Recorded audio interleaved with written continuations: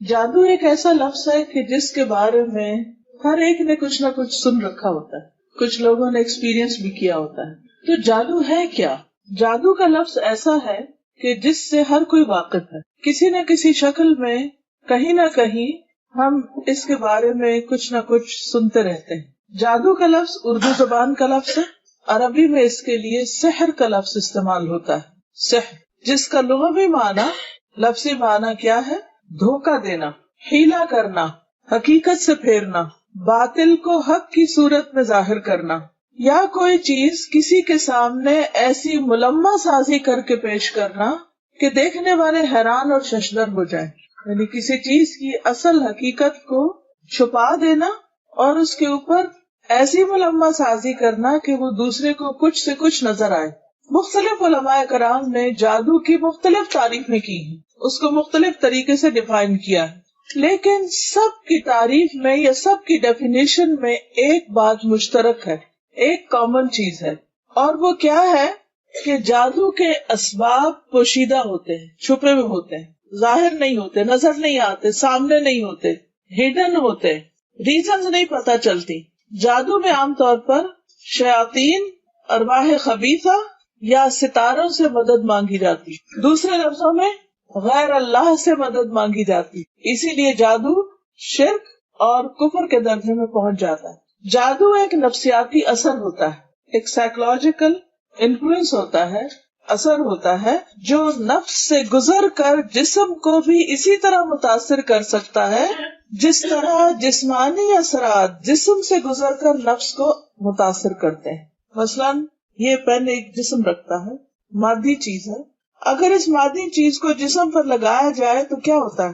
جسم کو جو درد ہوتی ہے یہ صرف درد جسم تک نہیں ہوتی، اگر یہ درد شدید ہو تو آپ ایک ٹراما سے گزرتے ہیں، آپ کی روح بھی اس سے متاثر ہوتی ہے، آپ کا نفس اس سے متاثر ہوتا ہے۔ اسی طرح بعض چیزیں جسم پر نہیں روح پر اثر انداز ہوتی ہیں، نفس پر اثر انداز ہوتی ہیں، انسانی جان پر اثر انداز ہوتی ہیں، جو پھر جسم کو بھی متاثر کر دیتی ہیں۔ اس لیے جادو سے صرف نفسیاتی بیماریاں نہیں بلکہ جسمانی بیماریاں بھی ہونے لگتی ہیں۔ مثلا خوف ایک نفسیاتی چیز ہے، لیکن خوف کا اثر جسم پر ہوتا ہے، رونقیں کھڑے ہو جاتے ہیں، دل دھڑکنے لگتا ہے، رنگ پیلا پڑ جاتا ہے، ہاتھ پاؤں بازو کو ٹھنڈے ہونے لگتے ہیں جب آپ کسی سے ڈرتے ہیں، کسی کے روب میں آتے ہیں۔ اسی طرح خوشی کے اثرات بھی ہوتے ہیں، جب ہم خوش ہوتے ہیں یا کوئی اچھی چیز دیکھتے ہیں تو اس سے بھی اوور ویلمڈ ہوتے ہیں، اس کے اثرات بھی ہمارے جسم پر ہوتے ہیں۔ تو جادو جب انسان پر ہوتا ہے تو اس کے جسم اور اس کے حواس اور اس کی روح اور اس کے نفس، یعنی اس کی پوری شخصیت پر کسی نہ کسی طرح کے اثرات ہوتے ہیں، کبھی تھوڑے ہوتے ہیں کبھی زیادہ ہوتے ہیں، لیکن بِإِذْنِ اللہ اثرات ہوتے ہیں۔ اگر اللہ تعالیٰ نہ چاہے تو کوئی چیز کسی کو نقصان نہیں دے سکتی، نہ اس کا کوئی اثر ہوتا ہے۔ مثلاً جب کوئی جسمانی بیماری بھی لگتی ہے تو اس کے وائرسز ہر طرح موجود ہوتے ہیں، مطلب فلو پھیلتا ہے یا طاعون پھیلتا ہے یا کوئی اور متعدی مرض پھیلتی ہے، تو یہ تھوڑی ہوتا کہ ہر ایک کو لگ جائے۔ کس کو لگتی ہے؟ جس کو اللہ چاہتا ہے، اللہ کے اذن سے، اللہ کے حکم سے، ورنہ بعض لوگ مریضوں کے بیچ میں ہوتے ہیں اور انہیں کچھ بھی نہیں ہوتا۔ اسی طرح آپ دیکھیے کہ جیسے میگنیٹ ہوتا ہے، مقناطیس، اگر آپ اس کو سونے پر رکھیں اس سے کوئی فرق نہیں پڑے گا، اگر آپ اس کو چاندی پہ رکھیں کوئی فرق نہیں پڑے گا، لیکن اگر آپ اس کو لوہے پہ رکھیں تو لوہا مقناطیس کی طرف کھینچنے لگے گا۔ اسی طرح کچھ لوگوں پر جادو کے کلمات یا ان عملیات کا اثر ہوتا ہے اور کچھ پر نہیں ہوتا۔ اس کے کئی اسباب بیان کیے گئے ہیں کہ کب اثر ہوتا ہے کب نہیں ہوتا، لیکن اصل چیز یاد رکھیے کہ اللہ کا اذن ہوتا ہے۔ اگر اللہ تمہاری مدد کرے، اللہ حفاظت فرمائے، کوئی چیز نقصان نہیں دے سکتی، اور اگر اللہ تعالیٰ اپنے کسی خاص مصلحت کے تحت، اپنی مشیت کے تحت کسی کے لیے اذن دے تو پھر کوئی اس کو روک نہیں سکتا۔ تو اس لیے آج جو کچھ میں آپ کو بتاؤں گی کہ جادو میں کیا ہوتا ہے، کس کس قسم کے اثرات ہوتے ہیں، انسان کیا محسوس کرتا ہے، تو آپ نے وہم کا شکار نہیں ہونا کہ یہاں سے آپ اٹھے تو ہر ایک سوچے کہ ہاں یہ تو مجھے بھی ہوتا ہے اور میرا خیال ہے مجھ پر بھی کوئی جادو ہو چکا ہے۔ نہیں، ضروری نہیں کہ آپ کو جو کچھ ہوتا ہے وہ کسی جادو کی وجہ سے ہو، وہ کسی اور وجہ سے بھی ہو سکتا ہے، لیکن جادو کی کچھ علامات ہوتی ہیں اور اگر وہ علامات کسی کے اندر نظر آئے تو اس کا علاج کرنا چاہیے، کیونکہ یہ بھی ایک مرض ہے دیگر امراض کی طرح. جیسے جسمانی امراض ہوتے ہیں ایسے روحانی امراض ہوتے ہیں، اور کچھ جسمانی اور روحانی دونوں ملے جلے ہوتے ہیں. اس لیے اس کے بارے میں جاننا اس لیے ضروری ہے کہ انسان ہوشیار رہے، حفاظتی تدابیر اختیار کرتا رہے، اللہ کی پناہ میں اپنے آپ کو دے، اللہ تعالیٰ سے اپنا تعلق مضبوط کرے اور اللہ کے راستے پر جمع رہے. تو انسان جب کسی شر سے آگاہ ہوتا ہے تو اس آگاہی کا مطلب اس شر کی طرف جانا نہیں ہے. وہ اس لیے نہیں ہم سیکھ رہے کہ نعوذ باللہ ہم بھی کسی ایسے کام میں مبتلا ہو جائیں، بلکہ اس لیے تاکہ ہم ایسی حرکات سے دور رہیں اور باز رہیں. جادو برحق ہے. برحق کا مطلب یہ نہیں کہ درست ہے، برحق یہ اس معنی میں نہیں، مطلب یہ ہے کہ جادو کا اثر ہوتا ہے اگر اللہ چاہے. لیکن یہ عقیدہ رکھنا درست نہیں کہ جادو میں کسی کو نقصان پہنچانے کی طاقت موجود ہے، کہ کوئی جادو کے بل پر کسی کو کوئی نقصان دے سکتا ہے. کبھی بھی اس وہم میں نہ پڑے کہ کوئی جادو کر دے گا تو مجھے کچھ ہو جائے گا. ہرگز نہیں، کچھ نہیں ہوگا جب تک اللہ نہ چاہے، کیونکہ اصل طاقت اور اصل اختیار اللہ کے ہاتھ میں ہے، کسی انسان کے ہاتھ میں نہیں، اور خاص طور پر جادوگروں کے ہاتھ میں تو کچھ بھی نہیں. قرآن مجید میں آتا ہے وَلَا يُفْلِحُ السَّاحِرُ حَيْثُ أَتَى، اور جادوگر کامیاب نہیں ہوتا جہاں سے چاہے آئے. وہ کوئی خدائی فوج نہیں ہے، کوئی طاقتور چیز نہیں ہے، وہ بھی اسی طرح ہی ہے جیسے اور بہت سے شر دنیا میں ہے، کیونکہ انسان کو امتحان کے لیے پیدا کیا گیا ہے. تو اس امتحان کا ایک حصہ ہے، کیونکہ انسان سوچ سکتا ہے کہ اچھا ایسا ہوتا کیوں ہے، اللہ تعالیٰ اس کو نہ ہونے دے. تو یہ ایسا ہی ہے جیسے زہر موجود ہے، دیگر خطرناک چیزیں موجود ہیں جو انسان کے لیے نقصان دہ ہوتی ہے، بیکٹیریاز ہیں، جراثیم ہیں، لیکن انہی میں خیر بھی ہوتی ہے اور بعض اوقات وہی چیزیں ہمارے لیے شر بھی ہوتی ہے. ہر چیز کے اندر کوئی نہ کوئی مثبت پہلو بھی ہوتا ہے اور اس کا منفی پہلو بھی ہوتا ہے. عسیٰ ان تکرہوا شیئا ویجعل اللہ فیہ خیرا کثیرا، ہو سکتا ہے کہ تم ایک چیز کو ناپسند کرو اور اللہ تعالیٰ اسی میں خیر کثیر رکھ دے، اور ہو سکتا ہے ایک چیز ہمیں بہت پسند ہو لیکن ہمارے حق میں، ہمارے دین میں وہ انتہائی نقصان دہ ہو، ہماری آخرت کے اعتبار سے بہت نقصان دہ ہو. تو اس لیے اس کے بارے میں جاننا تو ضروری ہے، لیکن خوف زدہ ہونے کی ضرورت نہیں، وہم کا شکار ہونے کی ضرورت نہیں، اور پریشانی کی بھی ضرورت نہیں. تو سب سے پہلی بات تو یہ ہے کہ نبی صلی اللہ علیہ وسلم جو اللہ کے محبوب تھے، اللہ کے پیغمبر تھے، سب سے زیادہ ذکر کرنے والے، سب سے زیادہ شکر کرنے والے، سب سے زیادہ نماز پڑھنے والے، سب سے زیادہ صدقہ خیرات کرنے والے، سب سے زیادہ اللہ کے قریبی بندے اور اس کے رسول، لیکن ان پر بھی کچھ اثرات ہو گئے تھے اللہ کے اذن سے. تو ضروری نہیں ہوتا کہ جو شخص اللہ سے دور ہو اس پر ہی اثرات ہو، ہاں اس پر زیادہ چانسز ہیں، لیکن بعض اوقات ایک انسان اللہ کا مقرب بندہ ہو سکتا ہے لیکن اس پر بھی کچھ اثرات ہو سکتے ہیں اللہ کے اذن سے. لیکن ضروری نہیں کہ ہر ایک پر ہو. ہمیں کہیں معلوم نہیں پڑتا کہ حضرت ابوبکر پر کوئی ایسے اثرات ہوئے یا حضرت عمر پر ہوئے، نہیں. لیکن نبی صلی اللہ علیہ وسلم کے ذریعے اللہ تعالیٰ نے امت کو بہت کچھ سکھایا اور وہ بہت سی ایسی تکلیفوں سے گزرے جس سے باقی لوگ نہیں گزرے. پیغمبر سب سے زیادہ اللہ کے قریب ہوتے ہیں اور ان پر سب سے زیادہ آزمائشیں آتی، ان کے امتحان بہت سخت ہوتے ہیں کیونکہ ان کے لیے اجر بھی بہت بلند ہوتا ہے. اس طرح جو لوگ ان کے قریب تر ہوتے ہیں ان پر بھی زیادہ امتحان آتے ہیں. ایسے موقع پر انسان کو صبر کرنا چاہیے اور اللہ کی رضا پر راضی رہنا چاہیے، اللہ کے فیصلوں پر راضی رہنا چاہیے. تو حضرت عائشہ رضی اللہ تعالیٰ عنہا سے روایت ہے کہ نبی صلی اللہ علیہ وسلم پر جادو کیا گیا تھا. اس کا اثر یہ ہوتا تھا کہ آپ خیال فرماتے کہ آپ فلاں کام کر چکے ہیں، حالانکہ آپ نے وہ کام نہیں کیا ہوتا. یعنی آپ نے کام نہیں کیا لیکن آپ کے ذہن میں آتا تھا کہ شاید میں نے کر لیا ہے وہ کام. شیطان سوچ میں خلل ڈالتا. تو یہ ایک علامت ہوتی کہ بعض اوقات سوچ کے اندر ایک تبدیلی آنے لگتی. اسی طرح حضرت عائشہ رضی اللہ تعالی عنہا پر بھی جادو ہوا تھا. جی ہاں، یہ مسند احمد کی حدیث ہے، 24,126 اس کا نمبر ہے، اگر آپ دوبارہ کہیں دیکھنا چاہیں. عمرہ کہتی ہیں جو ان کی شاگرد خاص ہیں کہ ایک مرتبہ عائشہ رضی اللہ تعالی عنہا بیمار ہو گئی اور ان کی بیماری کا دورانیہ بہت لمبا ہو گیا. عام طور پر ہوتا نا انسان بخار ہو، نزلہ ہو، گلا خراب ہو، ہفتہ لگ جاتا ہے، 10 دن لگ جاتا ہے، ٹھیک ہو جاتا ہے. لیکن بعض اوقات آپ نے دیکھا ہوگا کہ کوئی بیماری آتی ہے اور وہ نارمل روٹین سے زیادہ ٹائم لے جاتی ہے. انسان بہت مشکل سے ریکور ہوتا ہے اور بعض اوقات ہوتا ہی نہیں، بہت تاخیر ہو جاتی. تو ان کی بیماری کا دورانیہ بہت لمبا ہو گیا. اسی دوران مدینہ منورہ میں ایک طبیب آیا. حضرت عائشہ رضی اللہ عنہا کے بھتیجے اس کے پاس گئے اور عائشہ رضی اللہ عنہا کی بیماری کے متعلق پوچھا. اس نے کہا کہ تم جس عورت کی یہ کیفیت بتا رہے ہو، یعنی یہ نہیں بتایا گیا تھا کہ حضرت عائشہ ہی ہیں، بس یہ بتایا کہ کسی خاتون کو اس طرح بیماری. کہا کہ جس عورت کی کیفیت تم یہ بتا رہے ہو اس عورت پر تو جادو کیا گیا ہے. اور پھر یہ تحقیق کرنے پہ پتا چلا کہ باندی نے، آپ کی لونڈی نے جادو کیا تھا. عام طور پر وہ قریبی لوگ ہی ہوتے ہیں، یا گھر کے ملازم، یا بعض اوقات جو قریب میں ایسے لوگ جن کو ایکسس ہوتا ہے، مثلا انسان کے بالوں پہ یا ناخنوں پہ یا اور چیزوں پہ. تو اس سے جب تحقیق کی گئی تو اس نے اقرار کر لیا. اس نے کہا ہاں میں نے کیا تھا، میں چاہتی تھی کہ آپ فوت ہو جائیں تو میں آزاد ہو جاؤں، کیونکہ عائشہ رضی اللہ عنہا نے اس باندی سے کہہ رکھا تھا کہ میرے مرنے کے بعد تم آزاد ہو جاؤ گی. عائشہ رضی اللہ عنہا نے حقیقت کے سامنے آنے پر فرمایا اس باندی کو عرب میں سب سے طاقتور لوگوں کے ہاتھ بیچ دو اور اس کی قیمت اس جیسی ایک باندی پر خرچ کر دو، کسی اور کو آزاد کر دو، لیکن اب اس کو آزادی نہیں ملے گی. تو اس سے یہ پتہ چلتا ہے کہ بعض اوقات حسد میں یا کسی مفاد کی خاطر یا ایسی کسی دشمنی کی وجہ سے لوگ دوسرے کو تکلیف دینے کے لیے ایسے اعمال کرتے ہیں. اسی طرح بعض اوقات شیطان انسان کو ستاتا ہے. وہ بچوں کو بھی نہیں چھوڑتا، وہ بڑوں کو بھی نہیں چھوڑتا، وہ ہر ایک کے پیچھے.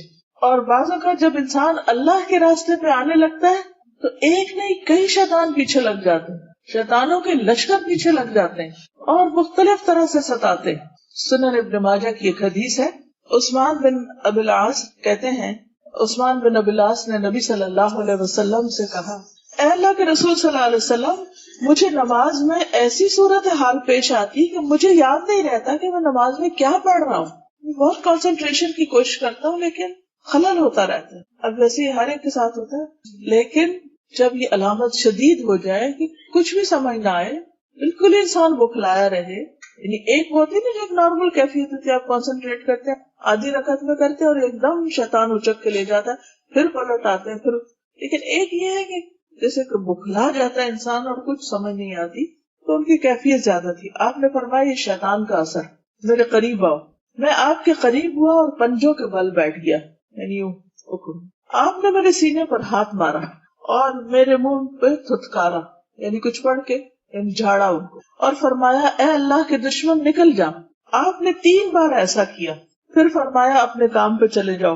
عثمان فرماتے ہیں میری عمر گواہ ہے، یعنی اب تک جب تک میں زندہ ہوں، یعنی تھرو آؤٹ مائی لائف، کہنے کا ایک انداز ہے کہ اس کے بعد شیطان نے مجھے پریشان نہیں کیا، وہ نکل گیا. تو یہ اس طرح کے بھی بعض اوقات اثرات ہوتے ہیں، تو اس میں بس سمپل سا علاج ہے اور یہ علاج بہت آزمودہ ہے. بعض اوقات آپ دیکھیں گے کہ چھوٹے بچے بے وجہ رونا شروع کر دیتے ہیں اور روئے چلے جاتے ہیں، روئے چلے جاتے ہیں. آپ ان کو دنیا کی ہر وہ چیز دیتے ہیں جس سے وہ بہل جاتے ہیں، لیکن وہ نہیں بہلتے. اسی لیے حکم دیا گیا نا کہ مغرب کے بعد جب سورج ڈوب جائے تو بچوں کو باہر نہیں نکلنے دو. کیوں؟ خود ہمارا دین ہمیں بتاتا ہے کہ اس وقت شیاطین زمین پر پھیل جاتے ہیں، تو بچوں کو نہیں نکلنے دو، کیونکہ بچے چھوٹے ہوتے ہیں، کمزور ہوتے ہیں، اور جنات اور شیاطین کمزوروں پر زیادہ اثر کرتے ہیں، ان کے پیچھے ہو جاتے ہیں. اب کیا کرنا چاہیے؟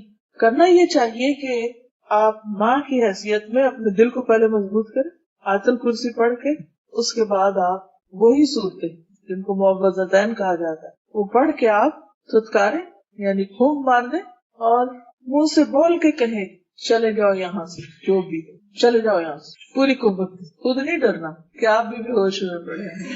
اور انشاءاللہ آپ اس میں فائدہ دیکھیں گے. کسی بابے کے پاس جانے کی نہیں ضرورت، آپ اس کی اماں ہیں، آپ نہیں دم کرنا ہے، کہیں اور نہیں جانا. بہرحال یہ یاد رہے کہ جادو جو ہے یہ کفر ہے. قرآن مجید میں سورۃ البقرہ میں آیت نمبر 102 ہے، اللہ سبحانہ وتعالیٰ فرماتے ہیں وَاتَّبَعُوا مَا تَتْلُو الشَّيَاطِينُ عَلَى مُلْكِ سُلَيْمَانَ وَمَا كَفَرَ سُلَيْمَانُ وَلَكِنَّ الشَّيَاطِينَ كَفَرُوا يعلمون الناس السحر وما أنزل على الملكين ببابل هاروت وماروت وما يعلمان من أحد حتى يقولا إنما نحن فتنة فلا تكفر فيتعلمون منهما ما يفرقون به بين المرء وزوجه وما هم بضارين به من أحد إلا بإذن الله ويتعلمون ما يضرهم ولا ينفعهم ولقد علموا لمن اشتراه ما له في الآخرة من خلاق ولبئس ما شروا به أنفسهم لو كانوا يعلمون۔ اور یہ یہود تورات کی بجائے اس چیز کے پیچھے پڑ گئے، یعنی جنتر منتر کے، جو سلیمان کے دور حکومت میں شیاطین پڑھا کرتے تھے۔ سلیمان علیہ السلام نے ایسا کفر کبھی نہیں کیا، بلکہ کفر تو وہ شیطان لوگ کرتے تھے جو لوگوں کو جادو سکھاتے تھے۔ نیز یہ یہود اس چیز کے بھی پیچھے پڑ گئے جو بابل میں، عراق کا ایک شہر ہے، ہاروت اور ماروت دو فرشتوں پر اتاری گئی تھی۔ یہ فرشتے کسی کو کچھ نہ سکھاتے تھے جب تک یہ نہ کہہ لیتے کہ ہم تو تمہارے لیے آزمائش ہیں، سو تم کافر نہ بنو، فلا تکفر، کفر نہ کرو۔ پھر بھی یہ لوگ ان سے ایسی باتیں سیکھتے جن سے وہ مرد اور اس کی بیوی کے درمیان جدائی ڈال سکیں، حالانکہ وہ اللہ کے حکم کے بغیر کسی کو بھی نقصان نہیں پہنچا سکتے تھے، اور باتیں بھی ایسی سیکھتے جو انہیں دکھ ہی دیں، فائدہ نہ دیں۔ اور وہ یہ بات بھی خوب جانتے تھے کہ جو ایسی باتوں کا خریدار بنے گا اس کا آخرت میں کوئی حصہ نہیں۔ کتنی بری چیز تھی جسے انہوں نے اپنی جانوں کے عوض خریدا، کاش وہ اس بات کو جانتے ہوتے۔ تو اس آیت سے یہ پتہ چلتا ہے کہ جادو کا کھیل کھیلا جاتا ہے، شیاطین کی مدد سے ہوتا ہے۔ اللہ سبحانہ و تعالیٰ نے اہل کتاب کے امتحان کے لیے دو فرشتے اتار کر ان کے ذریعے بھی لوگوں کو سکھایا، جبکہ وہ خود بتا دیتے تھے کہ ہم آزمائش ہیں، لیکن لوگ پرواہ نہیں کرتے تھے کہ اللہ کا حکم کیا ہے۔ اللہ کا حکم پیٹ پیچھے پھینک کر جادو سیکھنے میں لگ جاتے۔ وہ کہتے تھے کہ کفر نہ کرو۔ اس سے یہ پتہ چلتا ہے کہ جادو کا سیکھنا سکھانا شیطانی اور کفریہ کام ہے۔ جو ایسا کرتا ہے وہ کفر کا ارتکاب کر لیتا ہے۔ پھر یہ کہ جادو کا پہلا ہدف کیا ہوتا ہے؟ شوہر بیوی کے درمیان جدائی ڈالنا۔ لیکن یاد رکھیے کہ جب تک اللہ نہ چاہے ایسے کوئی کر نہیں سکتا۔ اور آیت کے آخر سے یہ بھی پتہ چلتا ہے کہ جادو کا سیکھنا اور سکھانا سراسر نقصان کا باعث ہے، نفع کا باعث نہیں۔ انسان اس کے بدلے میں اپنی جان کو بیچ ڈالتا ہے، یعنی ہمیشہ کے لیے جہنم کا خریدار بن جاتا ہے، اپنی آخرت برباد کر کے دوسروں کی دنیا خراب کرتا ہے۔ تو کتنا مہنگا سودا ہے جو وہ کر رہا ہوتا ہے۔ یہود کے ہاں جادو مشہور تھا، نبی صلی اللہ علیہ وسلم پر بھی انہوں نے ہی کیا تھا۔ اللہ سبحانہ وتعالیٰ قرآن مجید میں فرماتے ہیں سورۃ النساء آیت 51 میں، أَلَمْ تَرَ إِلَى الَّذِينَ أُوتُوا نَصِيبًا مِنَ الْكِتَابِ يُؤْمِنُونَ بِالْجِبْتِ وَالطَّاغُوتِ، کیا تم نے ان لوگوں کی حالت پر بھی غور کیا جنہیں کتاب کا کچھ علم دیا گیا، وہ جادو اور شیطان پر ایمان رکھتے، یؤمنون بالجبت والطاغوت، کہ وہ ایسے خرافات کے پیچھے ایک طرف کتاب کا علم رکھتے اور دوسری طرف یہ خرافات کرتے۔ تو اس لیے آج کے دور میں مسلمانوں کے اندر بھی ان کے اتباع میں یہی عادت آ گئی کہ بہت سے دیندار حضرات جو کہ بہت نیکی کا کام بھی کرتے ہیں اور نماز روزہ بھی کرتے ہیں اور شرعی حلیہ بھی بنا رکھا ہوتا ہے، لیکن اس کے ساتھ ساتھ ایسے عملیات بھی کر رہے ہوتے ہیں۔ تو اس سے پرہیز کرنے کی ضرورت ہے، اس سے بچنے کی ضرورت ہے۔ کیوں؟ اس لیے کہ نبی صلی اللہ علیہ وسلم نے فرمایا جادو کرنے اور کروانے والے کا آپ سے کوئی تعلق نہیں، آپ نے اپنی امت سے اس کو خارج قرار دیا۔ فرمایا لیس منا من سحر او سحر له، سلسلۃ الاحادیث صحیح ہے۔ رسول اللہ صلی اللہ علیہ وسلم نے فرمایا جادو کرنے اور کروانے والا، کرنے یعنی خود جو عامل ہے، اور کروانے والا جس کے لیے عمل ہو رہا ہے، یعنی جو شخص گیا ہے کسی جادوگر کے پاس، اس کا ہم سے کوئی تعلق نہیں، وہ ہم میں سے نہیں۔ لیس منا یعنی امت مسلمہ کے شعار میں سے یہ بات نہیں، انتہائی نقصان دہ چیز ہے، یہ مسلمان کی پہچان نہیں۔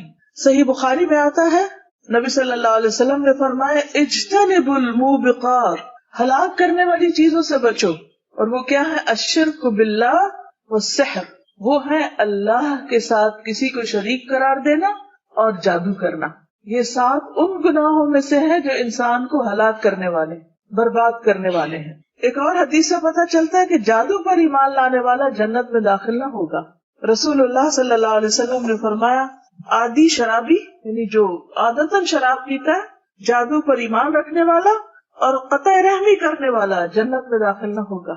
یعنی اس کو دیگر کبیرہ گناہوں کے ساتھ ملایا گیا. اور اس کی سزا کیا بتائی؟ نجالہ بن عبدہ کہتے ہیں کہ حضرت عمر نے ہمیں لکھا کہ اقتلوا کل ساحر فقتلنا فی یوم 3 سواحر. سنن نبی داؤد کی روایت ہے کہ ہر جادوگر کو قتل کر دو. حضرت عمر کی یہ رائے ہے. تو وہ کہتے ہیں کہ ہم نے 3 جادوگروں کو قتل کیا، یعنی ایسے عامل ہو کر. تو آپ دیکھیے کہ یہ کرتے کیا ہے یہ عامل. عامل کی پہچان کیسے کی جائے؟ جادو کی سب سے بڑی علامت گرہ لگانا ہوتا. کسی دھاگے میں، تار میں جب کوئی گرہ لگا کے کچھ پڑے تو سمجھے یہ جادو کر رہا ہے. چاہے وہ گھر کے اندر ہو، گلی میں بیٹھا ہو یا کسی کاروبار میں لگا ہوا ہو، چاہے کوئی کتنا بھی بڑا حافظ، عالم، معلم، مولوی صاحب، پیر صاحب کوئی بھی ہو، لیکن اگر وہ دھاگے میں گرہ لگا کے کچھ پڑھ رہے ہیں تو یہ جادو کا عمل کر رہے ہیں. یہ سب سے پہلی پہچان. کوئی شخص اگر آپ کا علاج اس طرح کرنا چاہے تو فوراً وہاں سے اٹھ جائیے اور وہ دھاگا کاٹ دیجیے. کوئی لا کے بھی آپ کو دے، قطعاً اس دھاگے کو استعمال نہیں کیجیے، کیونکہ یہی جادو کرنا ہے اور یہی کفریہ کام ہے. پھر اسی طرح بعض اوقات کچھ پڑھ کے پھونکتے ہیں، کچھ الفاظ ہوتے ہیں جن کو بولتے ہیں اور کئی دفعہ وہ سمجھ نہیں آتے، وہ عربی کے نہیں ہوتے، کوئی ایسے شیاطین کو پکار رہے ہوتے ہیں، جنوں کے نام وغیرہ ہوتے ہیں. بعض اوقات لکھتے ہیں، بعض اوقات پڑھ کر ہوا میں پھونکتے، بعض اوقات کسی کھانے میں کوئی چیز ملا دیتے، کسی کھانے پہ پڑھ دیتے اور اس مطلوبہ شخص جس پر جادو مقصود ہوتا ہے اس کو کھلا دیتے. تو اس سے کیا ہوتا ہے، اس شخص کے جسم، دل اور عقل پر وہ چیزیں اثر انداز ہونے لگتی ہیں اگر اللہ کا اذن ہو جائے.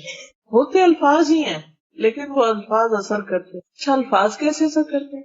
مثلاً اگر آپ کو کوئی گالی دے تو اثر ہوتا ہے، کوئی تعریف کرے تو اثر ہوتا ہے، کوئی محبت سے بات کرے تو اثر ہوتا ہے، اور کوئی غصے سے بات کرے، چیخ کے بات کرے تو بھی اثر ہوتا ہے نا. تو بس یہ بھی تو الفاظ ہی ہوتے ہیں نا. بعض شعر جادو اثر رکھتے ہیں. نبی صلی اللہ علیہ وسلم فرمایا کہ ان من البیان لسحر، بعض بیان، بعض شعر جادو اثر رکھتے ہیں. لیکن عام طور پر جادو 2 طرح کا ہوتا ہے.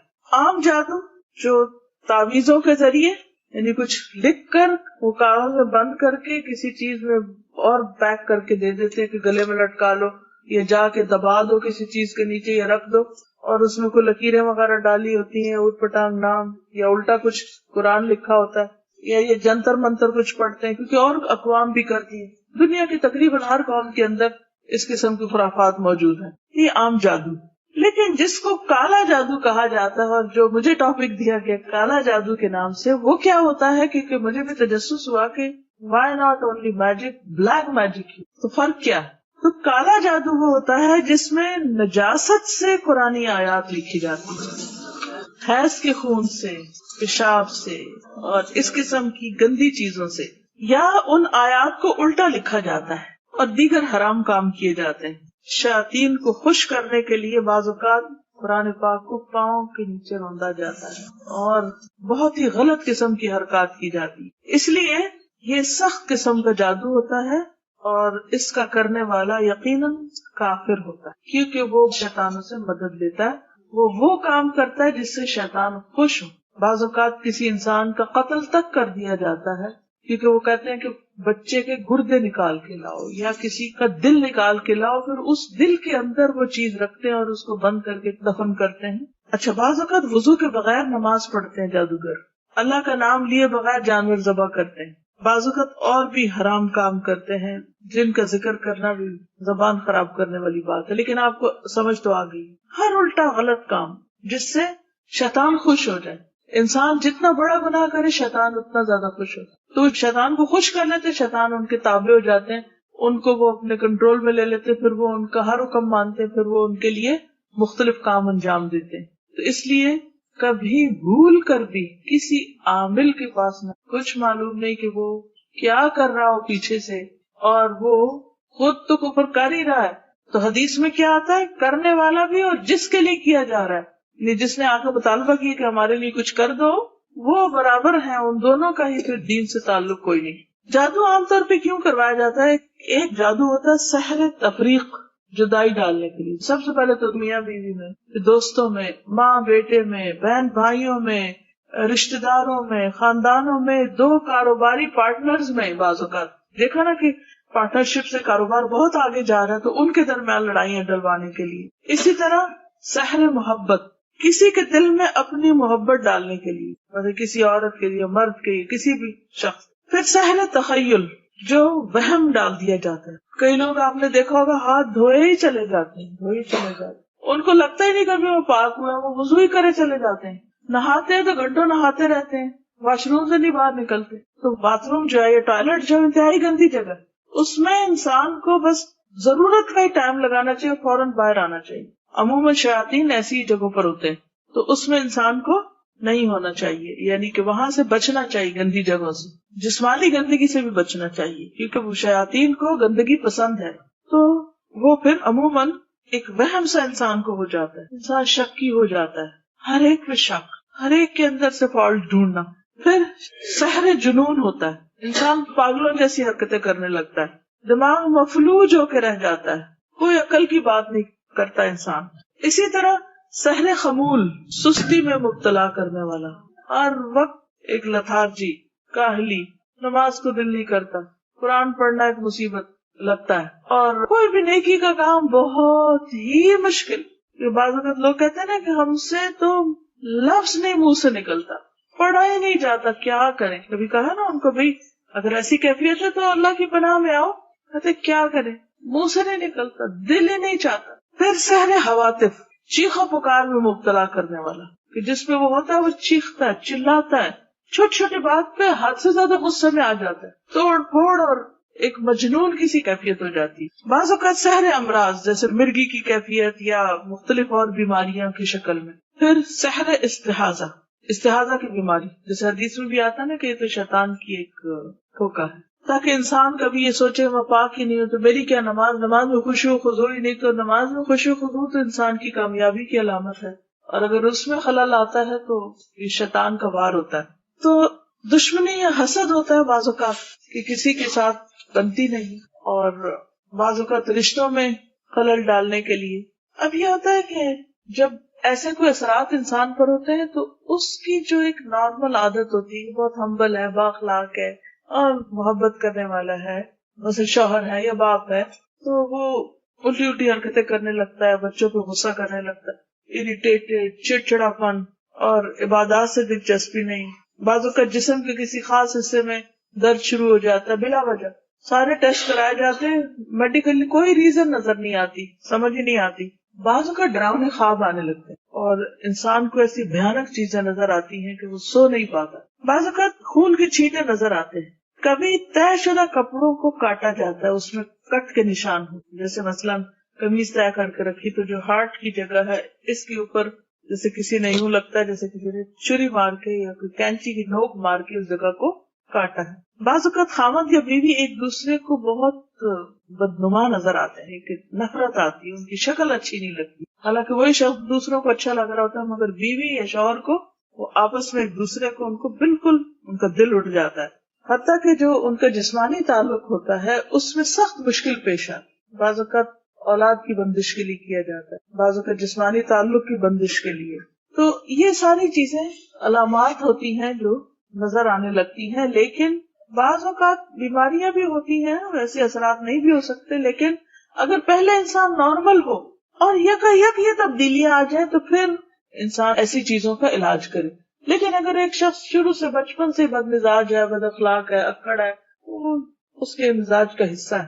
لیکن ایک شخص عادتاً نہیں، مزاج میں نہیں، کیونکہ اچانک ہی کچھ ہو گیا، اس کو نظریں پھیر لی اس نے اور وہ کچھ سے کچھ ہو گئی اس کی عادتیں، تو پھر الرٹ ہونے کی ضرورت ہے کہ مسئلہ کیا ہے. تو بعض اوقات بچوں کے اندر تنہائی کی عادت ہو جاتی، نہ ماں باپ سے ملتے ہیں، نہ بات کرتے ہیں، گم سم، نہ رشتہ داروں سے ملتے ہیں، نہ باہر جاتے ہیں، سب کچھ چھوڑ کے بیٹھ جاتے ہیں، پڑھائی لکھائی بھی چھوڑ کے بیٹھ جاتے ہیں. اب جب ایسی کوئی کیفیت ہو تو انسان کو کسی اور کے پاس جانے کی ضرورت نہیں، دوا کرے، علاج کرے. حدیث میں آتا ہے نا لِكُلِّ دَاءٍ دَوَاء، ہر بیماری کا علاج موجود ہے. یہ بالکل سچی بات ہے. جب کسی مریض کو صحیح دوا پہنچتی ہے تو وہ بِإِذْنِ اللہ ٹھیک ہو جاتا ہے. اور اللہ کا حکم ہوتا ہے کب تک کس نے بیمار رہنا. ایوب علیہ السلام کی آزمائش کو آپ دیکھیں، کئی سال تک وہ بیمار رہے تو ٹھیک ہو گئے اور پہلے سے بھی زیادہ ان کو نعمتیں ملی. تو مایوس کبھی نہیں ہونا چاہیے. اللہ کا حکم ہوگا تو ایک کن کہنے کی دیر ہے، انسان شفا یاب ہو جائے گا اور دوائیں بھی اثر کریں گی. اس میں جو انسان کا بہت بڑا امتحان ہوتا ہے وہ اس کے عقیدے کا امتحان ہے. اب اللہ پر کتنا توکل ہے، اللہ سے انسان کتنا جڑتا ہے، اللہ سے کیا مانگتا ہے اور غیروں کی طرف کتنا جاتا ہے. یہ شدید قسم کی وہ زلزلوا زلزالا شدیدہ ہو جاتا ہے بعض اوقات، کیونکہ انسان خود نہ بھی جانا چاہے کسی غلط راستے پر تو دوسرے آ کے کہتے ہیں کہ دیکھو تم مر جاؤ گے، تم چلو فلاں کے پاس، وہ فلاں گیا تھا، اور عجیب و غریب قصے کہانیاں سناتے ہیں. اس کے پاس علاج کرایا تو وہ ٹھیک ہو گیا اور اس کے پاس گیا تو وہاں سے شفا ہو گئی. ٹھیک ہے، بعض اوقات انسان کو خود نہیں پتا ہوتا تو کسی سے مشورہ کیا جا سکتا ہے، لیکن یاد رکھیے کہ اگر کوئی ایسا عامل ہے کہ جو گرا لگا رہا ہو، پھونکے مار رہا ہو، یا بعض لوگ تالے کو لاک کر دیتے ہیں پڑھ کے، بعض اور خرافات کرتے ہیں، تو اس قسم کی چیزیں جو ہیں اس سے بچنے کی ضرورت. پھر اسی طرح یہ ہے کہ نجاست اس کا ایک بڑا سبب ہوتی ہے کہ انسان استنجا ٹھیک نہیں کرتا، یا انڈر آرمز اور انڈر لیگز بال نہیں صاف کرتا اور وہ گندگی کا مجموعہ بن جاتے ہیں. بعض لوگوں کے پسینے میں بڑی بو ہوتی ہے، منہ سے بو آتی ہے اور اس کا کوئی علاج نہیں کرتے. بعض لوگ نہاتے نہیں ہیں اور ان کے جسم سے ایک عجیب سی سڑان آتی ہے. تو یہ بھی سبب بنتے ہیں جادو یا کسی بھی ایسی تکلیف کے آنے کا. اس لیے سب سے پہلے تو اللہ پہ پکا توکل اور یقین رکھیں، اس کے بعد اپنی اصلاح کریں. اور وہ کیا ہے کہ اپنے سے ہر نجاست اور گندگی کو دور کریں، چھوٹی ہے یا بڑی. کیونکہ سستی، کاہلی، لاپرواہی، اپنے کپڑوں کو صحیح طرح صاف نہ کرنا، جسم کو صاف نہ کرنا، دانتوں کو صاف نہ کرنا، تو یہ ساری چیزیں پھر دعوت دیتی ہیں بہت سی خرابیوں کو. تو کرنا پھر کیا ہے؟ سب سے پہلے تو اللہ کو پکارنا ہے، پھر طہارت کا انتظام کرنا ہے، عبادات کی پابندی کرنا ہے. مثلا جو شخص صبح کی نماز پڑھتا ہے وہ اللہ کی حفاظت میں آ جاتا ہے. صبح شام کے اذکار کی پابندی کرنا ہے. یہ ایاک نستعین ایک کتاب ہے، اس کے اندر ساری دعاؤں کو اسی وجہ سے جمع کر لیا گیا تھا. کثرت سے اللہ کا ذکر کرنا، استغفار کرنا کہ ما اصابکم من مصیبت فبما کسبت ایدیکم ویعفو عن کثیر. جو مصیبت تم کو آئی تمہارے اپنے ہاتھوں کی کمائی کا نتیجہ ہے، اور اللہ تعالیٰ تو بہت سے قصوروں کو معاف بھی کر دیتا ہے. پھر یہ ہے کہ عبادات میں دوام ہونا چاہیے. ایک اور چیز جس کے ذریعے شیاطین آتے ہیں وہ تصاویر وغیرہ ہیں، اور رحمت کے فرشتے وہاں سے چلے جاتے ہیں اور شیطان آتے ہیں. تو گھروں میں جو تصویریں لٹکائی جاتی ہیں ان کو اٹھانا لازم ہے. اسی طرح گھر کے اندر کتا نہیں رکھنا چاہیے. باہر ہو تو حفاظت کے لیے وہ اور بات ہے، لیکن گھر کے اندر نہ ہو کتا. اور ویسے بھی کتا رکھنے سے ایک کی رات برابر اس کے اجر ضائع ہوتے رہتے ہیں. کرنا کیا نہیں، عامل کے پاس نہیں جانا، کیونکہ جادو کا علاج جادو سے نہیں کروانا، یہ جادو کا توڑ جادو سے نہیں. اچھا وہ کون ہوتے ہیں جو جادو سے توڑ کرتے ہیں؟ جو معالج مریض سے اس کی ماں کا نام پوچھے وہ نہیں ٹھیک، اس سے نہیں علاج کرانا. یا مریض کا استعمال شدہ کپڑا منگوائے، ٹھیک نہیں. کوئی جانور مانگے، اتنا گوشت لاؤ یا بکرا دو اور اس کا خون ملے، یا اس سے کوئی عمل کرے اور اسے غیر آباد جگہ پہ پھینکوائے کہ چھت پہ ڈالو بوٹیاں، یہ جنات وغیرہ کو وہ کھلواتے ہیں. ایسا منتر پڑھے جو سمجھ نہیں آتا، اس سے بھی بچنا. پتا چاہے کیا پڑھ رہے ہیں، قرآن کی آیات پڑھ رہے ہیں ٹھیک ہے، لیکن اگر کوئی اور زبان سے بول رہے ہیں جو ہمیں سمجھ نہیں آ رہی کیا کہہ رہے ہیں، تو یہ اٹھ جائے وہاں سے. مریض کو ایسا تعویذ دے جس میں مربع کی شکل کے ڈبے بنے ہو، چکور وہ نہیں ہوتے مربع، اسکوائر، اور ان ڈبوں میں چند حروف یا نمبر زارہ لکھے ہوں. یا تعویذ لٹکانے کے لیے دے، لٹکانے والی چیز نہ دے. یا پکی ہوئی مٹی کی پلیٹ میں چند حرف لکھ کر دے اور اس برتن کا پانی پینے کو کہے. یا مریض کو حکم دے کہ لوگوں سے الگ تھلگ ہو کے ایک مقرر وقت کے لیے کسی کمرے میں چلا جائے جہاں سورج کی روشنی نہ آتی ہو، بالکل اندھیرے میں جا کے بیٹھو اور یہ کرو کوئی خاص عمل، وہ بھی نہیں کرنا. پھر اسی طرح کبھی وہ مریض کو کہے کہ اتنے دن پانی کو نہیں ہاتھ لگانا، کیونکہ طہارت ہوتی ہے نا پانی سے، گندا رہے مریض تاکہ اور اثر ہو. یا مریض کو کچھ چیزیں دفن کرنے کے لیے دے کہ جا کے یہ چیز زمین کے اندر جا کے دبا دو، دفن کر دو، لکھی ہوئی ہے کچھ. مریض کو مختلف چیزوں کی دھونی دے، وہ ہوتا نا کچھ جلا کے اور پھر وہ اس کے ارد گرد کوئی دھواں چھوڑتے ہیں اور اس طرح کے کام کرتے ہیں. نبی صلی اللہ علیہ وسلم نے ایسا کوئی کام نہیں کیا تھا. کرے کیا؟ دو چیزیں ہیں، شرعی دم اور طب نبوی. اور اگر جسمانی تکلیف ہے تو اس کا دوائی وغیرہ علاج. سب سے پہلے جادو کا جو اثر ہے اسے جادو نکال کے زائل کیا جائے. جیسے نبی صلی اللہ علیہ وسلم نے کیا کیا تھا، حکم دیا تھا نا کہ اس کنویں میں جہاں وہ دبایا گیا تھا آپ کے بالوں کے اندر جو بھی کچھ یعنی اس پہ جو بھی گرا لگا کے، تو وہ ایک بے رضوان کنواں تھا، اس کے پتھر کے نیچے رکھا گیا تھا، تو اس کو آپ نے نکلوایا تھا. تو جب پتہ چل جائے، کیونکہ اللہ تعالیٰ سے دعا کرنی چاہیے کہ اللہ میرے سامنے لیا، کس نے کیا، مجھے دکھا دے، مجھے بتا دے. تو اللہ تعالیٰ بتائے گا آپ، اور پھر آپ اس کو نکالیں. تو کسی بھی خاص ذریعے سے جب پتہ چلے تو اس کو نکالا جائے. عبداللہ بن باز کہتے ہیں حتی الامکان جادو کی جگہ کا پتہ چلانے کی کوشش کی جائے، خاص زمین میں ہو یا پہاڑ یا کسی اور جگہ. جب اس کا علم ہو جائے تو اسے نکال کر تلف کر دیا جائے. اس طرح جادو باطل ہو جائے گا، ختم ہو جائے گا. اگر یہ پتہ نہ ہو کہ چیز کہاں ہے تو اللہ تعالیٰ سے گریہ وزاری کر کے دعا کی جائے کہ اللہ تعالیٰ اس کو نکال دے. قرآن پاک کے ذریعے علاج. قرآن مجید میں آتا ہے وَنُنَزِّلُ مِنَ الْقُرْآنِ مَا هُوَ شِفَاءٌ وَرَحْمَةٌ لِّلْمُؤْمِنِينَ، اور ہم قرآن کے ذریعے سے وہ چیز نازل کرتے ہیں جو مومنوں کے لیے شفا اور رحمت ہے. اس لیے قرآن مجید کی آیات پڑھ کر مریض کا علاج کیا جا سکتا ہے. ایک حدیث میں آتا ہے رسول اللہ صلی اللہ علیہ وسلم ایک مرتبہ گھر تشریف لائے تو دیکھا کہ عائشہ ایک عورت کو دم کر رہی. آپ نے فرمایا کتاب اللہ کے ساتھ اس کا علاج کرو.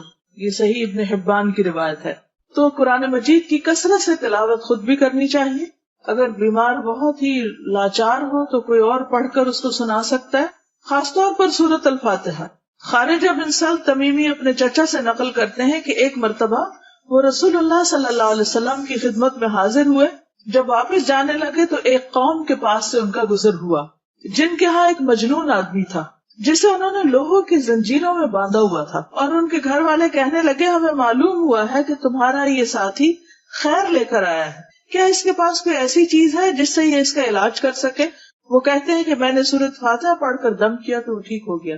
اصل بات ہے یقین کی، کیونکہ سورۃ الفاتحہ میں آتا ہے ایاک نعبد و ایاک نستعین. تو اس وقت انسان نیت کر لے کہ اللہ تو ہی ہماری مدد کر اور اس بلا کو دفع کر، اہدنا الصراط المستقیم، اور ہمیں سیدھا راستہ دکھا کہ ہمیں کرنا کیا چاہیے، کس طرح ہم اس مصیبت پر قابو پائیں. اسی طرح سورۃ البقرہ کی آخری آیات ہیں اور قرآن مجید کے کچھ اذکار ہیں جن کو پڑھا جا سکتا ہے. قرآن پاک کی آیات کے علاوہ مشہور اذکار ہیں جن کا پڑھنا انسان کو فائدہ دیتا ہے. رسول اللہ صلی اللہ علیہ وسلم نے فرمایا جو کسی منزل پہ پڑاؤ ڈالے، یعنی کسی جگہ پر جائے تو یہ دعا پڑھ لے تو اس جگہ سے کوچ کرنے تک کوئی چیز اسے نقصان نہیں دے گی. اور وہ کیا ہے؟ اعوذ بکلمات اللہ التامات من شر ما خلق.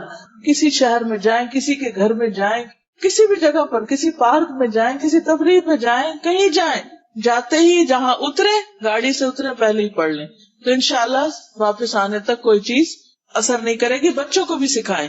ایک اور روایت میں ہے اعوذ بکلمات اللہ التامات التی لا یجاوزہن بر ولا فاجر من شر ما ينزل من السماء وما يعرج فيها ومن شر فتن اللیل والنہار ومن کل طارق الا طارق یترک بخیر یا رحمان. میں اللہ تعالیٰ کے ان تمام کلمات کے ساتھ پناہ چاہتا ہوں جن سے آگے نہ تو کوئی نیک اور نہ کوئی برا شخص بڑھ سکتا ہے، ہر اس چیز کے شر سے جو آسمان سے اترتی ہے اور جو اس میں چڑھتی ہے، اور رات اور دن کے فتنوں کے شر سے، اور ہر حادثے کے شر سے سوائے اس حادثے کے جو خیر کا باعث ہو، اے رحم فرمانے والے. تو یہ دعا بھی بہت فائدہ مند ہے، اس کو روزانہ صبح شام پڑھنے کی عادت ڈال لیں. پھر اسی طرح رسول اللہ صلی اللہ علیہ وسلم پر جب جادو کیا گیا تو حضرت جبریل علیہ السلام نے یہ دعا پڑھ کر آپ کو دم کیا تھا. بسم اللہ ارقیک من کل شیء یؤذیک من شر کل نفس او عین حاسد اللہ یشفی بسم اللہ ارقی. یہ صحیح مسلم کی روایت ہے. میں اللہ کے نام سے آپ کو جھاڑتا ہوں یا دم کرتا ہوں ہر اس چیز سے جو آپ کو اذیت دے اور ہر نفس اور حاسد کی نظر کی شر سے اللہ آپ کو شفا دے. میں اللہ کے نام سے آپ کو دم کرتا ہوں. یا آپ اپنے بچوں پر بھی پڑھ کے دم کر سکتے، کسی بھی بیمار پر. مشار راشد کا رقیہ ہے جو یہ آئی فونز وغیرہ ہے، آپ اس کے اوپر ڈاؤن لوڈ کر سکتے ہیں. اس میں یہ دعائیں انہوں نے پڑھی ہوئی بھی ہیں. اسی طرح الہدا کی ویب سائٹ جو ہے یا فرحتہاشمی.com پہ ایک ویب سائٹ ہے وہ دعا کے نام سے، اس میں آپ کو یہ دعائیں ملیں گی. انشاءاللہ ہم لنک فرنٹ پیج پہ بھی ڈال دیں گے تاکہ آپ ڈاؤن لوڈ کر لیں. ایاک نستعین کتاب انشاءاللہ اویلیبل بھی ہوگی، چھپی ہوئی موجود ہے، اور اس کے علاوہ آپ اس کو PDF کی شکل میں پرنٹ آؤٹ بھی نکال سکتے ہیں. اسی طرح ایک اور دعا بسم اللہ یبریک ومن کل داء یشفیک ومن شر حاسد اذا حسد وشر کل ذی عین. عثمان بن عفان سے روایت ہے کہ میں نے رسول اللہ صلی اللہ علیہ وسلم کو یہ فرماتے ہوئے سنا، جس نے 3 دفعہ صبح بسم اللہ الذی لا یضر مع اسمہ شیء فی الارض ولا فی السماء وهو السمیع العلیم پڑھی تو شام تک اس کو کوئی ناگہانی مصیبت نہیں پہنچے گی. پھر روزمرہ کی دعا میں خاص طور پر جب بیت الخلاء میں آپ جائیں، واش روم میں جاتے ہوئے اللہم انی اعوذ بک من الخبث والخبائث، اے اللہ بے شک میں ناپاک جنوں اور جننیوں کے شر سے تیری پناہ چاہتا ہوں. پھر اسی طرح شوہر بیوی جب ایک دوسرے کے ساتھ جسمانی تعلق قائم کرے تو اس وقت خاص طور پر دعا پڑھنی چاہیے بسم اللہ اللہم جنبنا الشیطان وجنب الشیطان ما رزقتنا. تو یہ دعا پڑھنے والے کو جو اولاد ملے گی شیطان اسے نقصان نہیں دے سکے گا.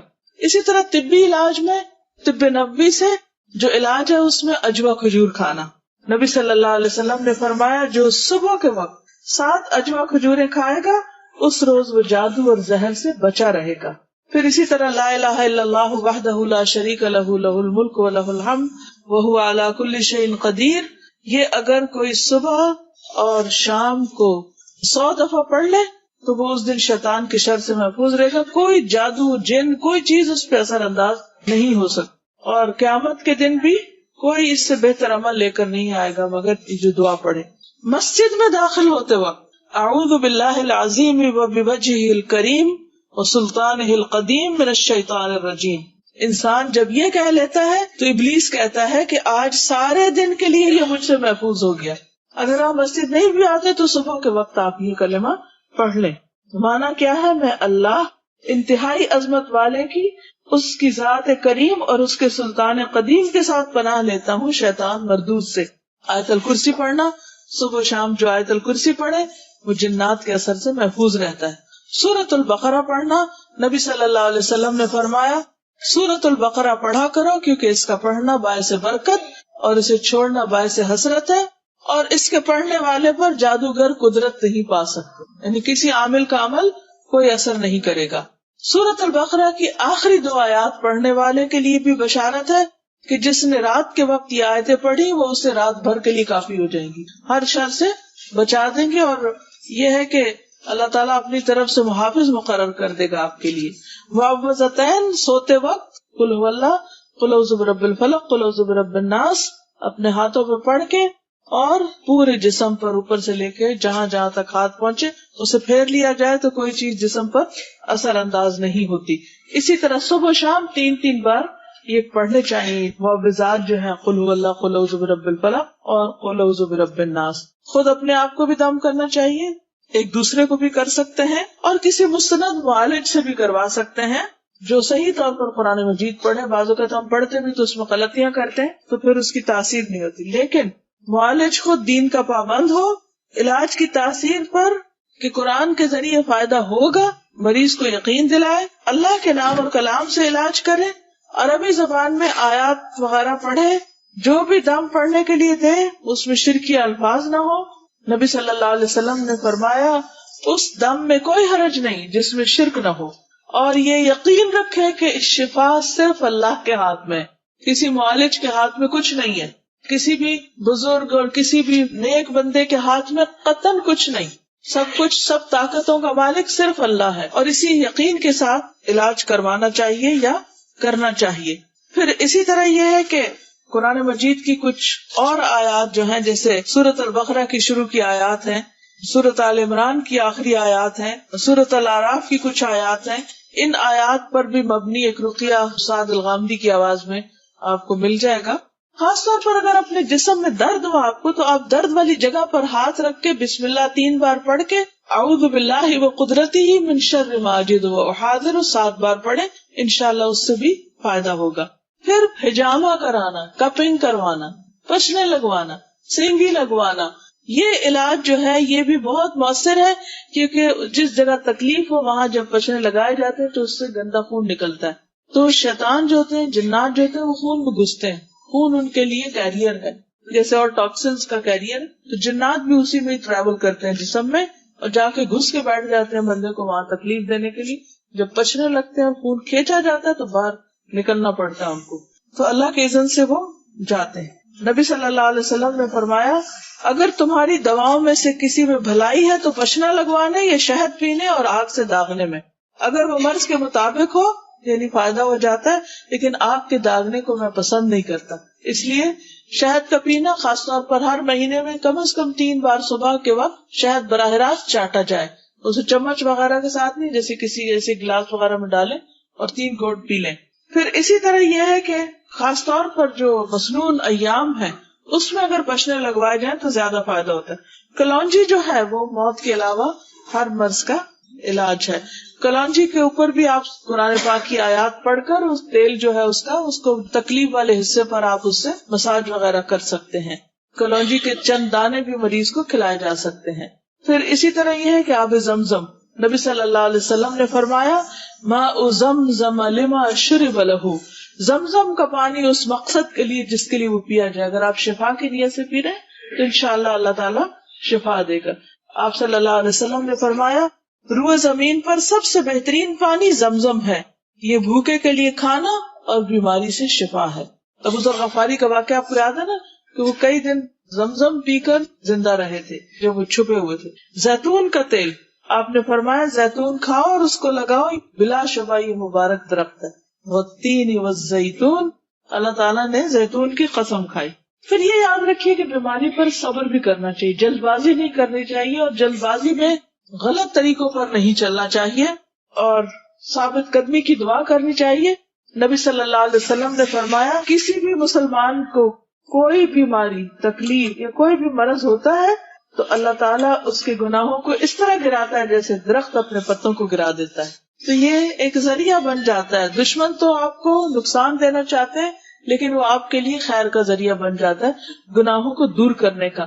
سارے آج کی بات میں ایک یہ یاد رکھ لیں تو بہت فائدہ ہوگا، کیونکہ ہم تکلیف میں گھبرا بہت جلدی جاتے ہیں. بعض اوقات انسان اپنی عبادت اور نیکیوں کی وجہ سے ان درجات تک نہیں پہنچ سکتا جن پر تکلیف آنے پر صبر کی وجہ سے پہنچ جاتا ہے. تو کبھی بھی تکلیف کو برا بلا نہ کہے، ان کو بولے نہیں، یعنی کہ وہ آئے عافیت اچھی، لیکن اگر اللہ کے اذن سے کوئی آ جائے اور انسان صبر کر لے تو اس کی وجہ سے ایک دم وہ بلند درجوں پہ پہنچ جاتا ہے. اور قیامت کے دن جن کو تکلیفیں پہنچے گی اور انہوں نے صبر کیا ہوگا ان کو جو اجر ملے گا بے حساب، انما یوفی الصابرون اجرہم بغیر حساب. تو ان کا اجر دیکھ کر دوسرے لوگ کہیں کہ کاش دنیا میں ہماری اسکن کینچے سے کاٹی جاتی، ہم صبر کرتے اور اسی قسم کا اجر پاتے. ایک کالی عورت تھی جس کو مرگی کا دورہ پڑتا تھا، تو اس نے کہا میرے لیے آپ دعا کریں کہ میں ٹھیک ہو جاؤں. تو آپ نے فرمایا اگر تم صبر کرو، یعنی میں کروں گا تو ٹھیک ہو جائے، لیکن صبر کرو تو تمہارے لیے اس کے بدلے جنت ہے. تو اس نے کہا کہ میں صبر کروں گی، بس آپ یہ دعا میرے لیے ضرور کر دیں کہ اللہ تعالیٰ میرا سطر ڈھانپے رکھے، یعنی کہ میرا سطر نہ کھلا کرے. تو آپ نے اس کے لیے دعا کی. اس حدیث سے بھی پتہ چلتا ہے کہ اگر کوئی دکھی ہے تکلیف میں تو کسی سے اگر دعا کرنے کے لیے کہتا ہے تو کوئی بدعت نہیں ہے. پھر اسی طرح بیری کے پتوں سے علاج، بیری کے 7 پتے لے کر 2 پتھروں کے درمیان کوٹ لیں، پانی میں ملا دیں اور اس پر آیت الکرسی اور قل هو اللہ وغیرہ پڑھ کے 3 گھونٹ اس میں سے پی لیں اور باقی کو جسم پر بہا لیں، تو انشاءاللہ اس سے بھی اثرات دور ہوں گے. فتح الباری میں اس طریقے کو بتایا گیا. لیکن شعبدہ بازوں کے پاس اور عاملوں کے پاس جا کر غلط طریقوں سے علاج نہیں کرنا چاہیے. حرام چیزوں کے ساتھ علاج نہیں کرنا چاہیے. تو حرام چیز پی کے یا کھا کے، اور جادو کا علاج جادو سے کرانا جو ہے، یا کاہنوں کے پاس جانا، عراف کے پاس جانا، یہ پتہ لگانے کی کوشش کرنا اچھا کس نے کیا ہے، کیا ہوا، اور وہ غلط باتیں بتاتے ہیں، اپنے بہن بھائیوں کے نام بتا کے لڑائی ڈلوا دیتے. اتنا تو جادو سے نقصان نہ ہوا جتنا غیب کے علم معلوم کرنے سے نقصان ہوا اور انسان کا ایمان گیا. تو ایسی چیزوں سے رکنا چاہیے. پھر اسی طرح نبی صلی اللہ علیہ وسلم نے فرمایا میری امت کے 70,000 لوگ بلا حساب جنت میں داخل ہوں گے. یہ وہ لوگ ہیں جو نہ جھاڑ پھونک کرواتے ہیں نہ پال لیتے ہیں بلکہ اپنے رب پر بھروسہ کرتے ہیں. ایسے کاہنوں نجومیوں عرافوں کے پاس نہیں جانا چاہیے، کیونکہ ان کے پاس جانے سے نبی صلی اللہ علیہ وسلم نے فرمایا جس نے کسی نجومی کے پاس جا کر اس سے کسی چیز کے بارے میں سوال کیا کہ مثلا مجھ پہ کس نے جادو کیا، اس کی 40 رات کی نمازیں قبول نہ ہوں۔ نبی صلی اللہ علیہ وسلم نے فرمایا جو کسی کاہن یا نجومی کے پاس جائے اور اس کی باتوں کی تصدیق کرے کہ ہاں ہاں بالکل ایسے ہی کہ جو آپ بتا رہے ہیں صحیح کہہ رہے ہیں، تو گویا اس نے محمد صلی اللہ علیہ وسلم پر نازل ہونے والی شریعت سے کفر کیا۔ اللہ تعالی ہم سب کی حفاظت فرمائے ایسے تمام شر سے اور شرارتوں سے، لیکن یہ ہے کہ خاص طور پر ہمیں اللہ تعالی کی حفاظت میں رہنے کے لیے اللہ کی طرف رجوع کرنا چاہیے۔ آپ ان اذکار کی صبح شام خود بھی پابندی کیجیے اور دوسروں کو بھی پڑھنے کے لیے کہیے۔ اللہ تعالی ہم سب کو ہر طرح کی ناگہانی مصیبتوں، پریشانیوں اور ہر طرح کے خوف سے نجات عطا فرمائے۔ آپ سب کے لیے دعائیں اور نیک تمنائیں۔ السلام علیکم ورحمۃ اللہ وبرکاتہ۔ سقمہ